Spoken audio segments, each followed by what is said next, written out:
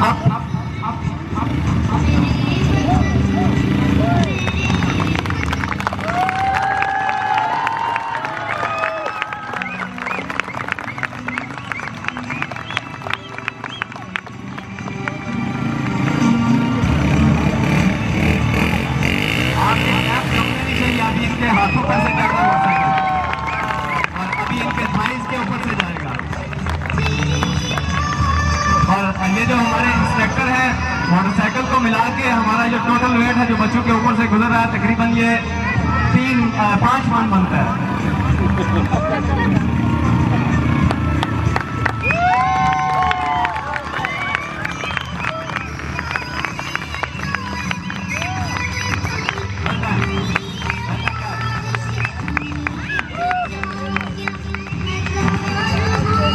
Gymnastic वाले आप हज़रात के सामने इंटरेस्टिंग किस्म का एक मुख्तसर सा डेमो पेश करेंगे जिम्नास्टिक का। देखें ये छोटे छोटे बच्चे हैं,